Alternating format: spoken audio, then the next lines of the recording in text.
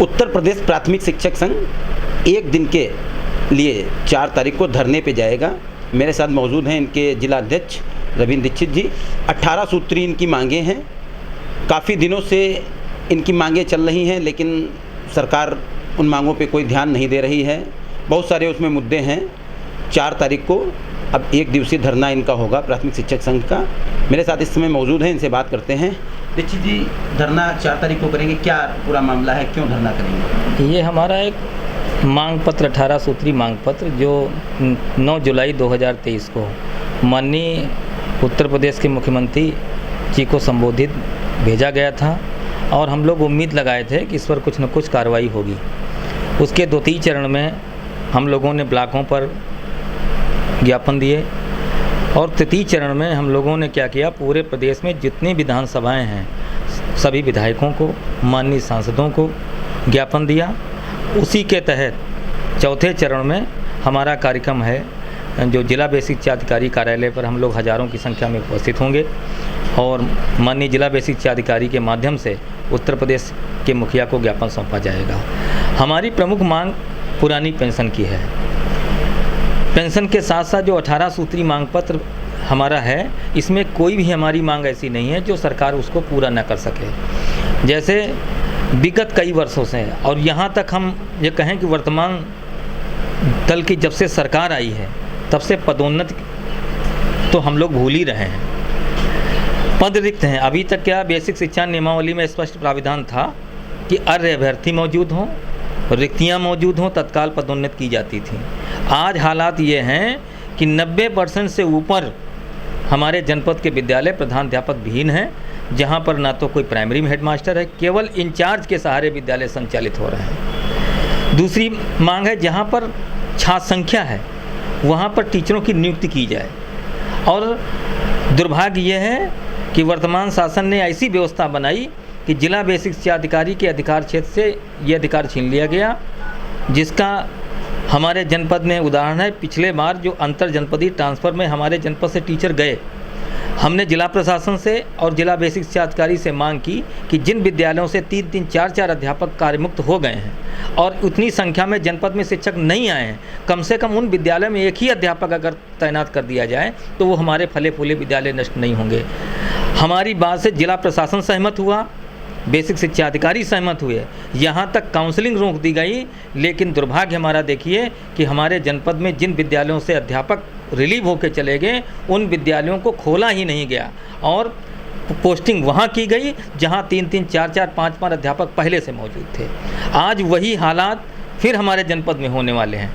तो हमारा शासन से ये मांग है कि जब जनपद स्तर पर जिला बेसिक शिक्षा अधिकारी की तैनाती आपने की है तो कम से कम छात्र के अनुपात में शिक्षकों को भर्ती करने का, उनकी पोस्टिंग करने का अधिकार इनको दिया जाए, ताकि वर्तमान सरकार द्वारा निपुण लक्ष्य की बात की जा रही है। जब पर्याप्त मात्रा में शिक्षक ही नहीं होंगे तो आप निपुण की बात कैसे कर सकते हैं? मैं उदाहरण के तौर पर बताऊं, ऐसे ऐसे विद्यालय जनपद में हैं जहां 30-30, 35-35 की छात्र संख्या, जहां 4-4 अध्यापक तैनात हैं और जहां 250-250 अध्यापक छात्र संख्या है वहाँ पर 3-3, 4-4 अध्यापक हैं। आप कल्पना कर सकते हैं कि ये व्यवस्था कैसे होगी। दूसरी, अब सरकार समाज में ये भ्रम फैलाया गया कि शिक्षकों को ज़्यादा अवकाश है।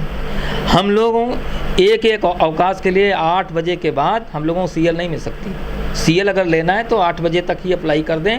उसके बाद अगर हम मेडिकल डालते हैं तो मेडिकल हमारा एक्सेप्ट होता है और उसको भी 8-8, 10-10 दिन तक पेंडिंग रखा जाता है। हमारे वहाँ अगर कोई बीमारी आती, कैशलेस सुविधा नहीं, तो हमने सरकार से मांग की है इसमें कि राज्य कर्मचारियों की भांति हमको भी कैशलेस सुविधा की व्यवस्था की जाए। बीमे जो सरकार पहले हमारे बीमा काटती थी वो बीमा हमको दिया जाए, उसकी कटौती जो होती है मंथली हम लोग कटाते रहेंगे। इसी प्रकार हमारे 18 मांग पत्र हैं इसमें हैं, जिनके संदर्भ में हम लोग 4 तारीख को ज्ञापन सौंपेंगे।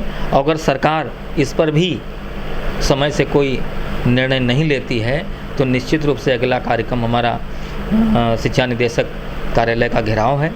मैं अधिकारियों का घेराव भी करूंगा और उसके बाद भी अगर कोई रचनात्मक फैसला नहीं होता है, हम लोगों के बातें नहीं सुनी जाती हैं, तो कड़े संघर्ष के मार्ग पर जाने को बातें होंगे, जिसका संपूर्ण उत्तरदायित्व उत्तर प्रदेश सरकार का होगा। तो क्या 4 तारीख को क्या जितने शिक्षक हैं पूरे जिले भर के वो शिक्षण कार्य से विरक्त रहेंगे, विद्यालय क्या बंद रहेंगे? 4 तारीख को हमारी जो संख्या आ रही है उसमें सभी को अपना आकस्मिक अवकाश लेके आना है। हम लोग 10 बजे यहाँ पर इकट्ठा हो जाएंगे, 2 बजे तक हमारा धरना होगा और 2 बजे माननीय जिला बेसिक शिक्षा अधिकारी को ज्ञापन सौंपेंगे। यहाँ तक हम लोगों ने जो MDM प्रभावित न हो इसके लिए जहाँ शिक्षा मित्र हैं वहाँ शिक्षा मित्र बनवाएंगे और जहाँ शिक्षा मित्र नहीं हैं वहाँ एक अध्यापक रह करके मध्याह्न भोजन योजना को संचालित करेगा। हम सरकार के किसी अवरोध में नहीं हैं, लेकिन अपनी जायज़ मांग को उठाने के लिए अब संघर्ष के मार्ग पर जाना ही होगा। स्थिति एक नहीं है, स्थितियाँ कई प्रतिकूल हो गई हैं। अब आप बताइए हमारे ग्रामीण अंचलों में जहाँ पर बिजली पंखे की क्या व्यवस्था है आप स्वयं देख सकते हैं। आप इंटर कॉलेज और डिग्री कॉलेज के विद्यालय का शेड्यूल देख लीजिए और हमारे प्राइमरी का शेड्यूल देख लीजिए।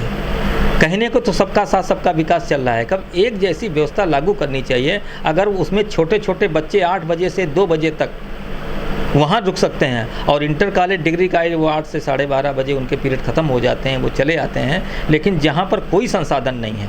अभी आपने एक आदेश सुना होगा जिसमें चंद्रयान की व्यवस्था दिखाई गई, अच्छी बात है, हम लोग भी उसमें बढ़ चढ़ के हिस्सा लेते हैं, लेकिन आप अब व्यवहारिक फैसला देखिए, किसी क्या विद्यालय में टेलीविज़न की व्यवस्था है? कैसे वो व्यवस्था हम दिखाई, लेकिन एक आदेश कर दिया गया कि शाम को 5 बजे आप लोग विद्यालय जाइए और बच्चों को दिखाइए, लेकिन ये किसी अधिकारी द्वारा या किसी जिम्मेदार प्रतिनिधि द्वारा ये नहीं देखा गया कि विद्यालय में उपस्थिति ही पर्याप्त नहीं है। उपस्थिति होने का मतलब है कि हम लोग उसमें कुछ न कुछ अपने बच्चों को दें। अब वर्तमान में शिक्षा पखवाड़ा चल रहा है कि स्वच्छता का चल रहा है। मैं आपको बताऊं, जो सफाई कर्मी हैं वो संज्ञान में आया, जिला मुख्यालय पर अटैच कर लिए गए, कहीं ब्लॉक पर अटैच कर लिए गए। यहाँ तक विद्यालयों की सफाई करने के लिए कोई व्यवस्था नहीं है। हम लोग दूसरे तीसरे दिन लेबर लगाकर विद्यालयों की सफाई कराते हैं। दुर्भाग्य, अगर शौचालय गंदा मिलता है तो हमारे अध्यापक के खिलाफ कार्रवाई होती है, लेकिन कोई ये पूछने वाला नहीं है कि शौचालय की सफाई कौन करेगा। सफाई कर्मी जाता नहीं, जाता है सप्ताह में 1 आधे दिन, तो 1 आधे दिन की सफाई से होता क्या है।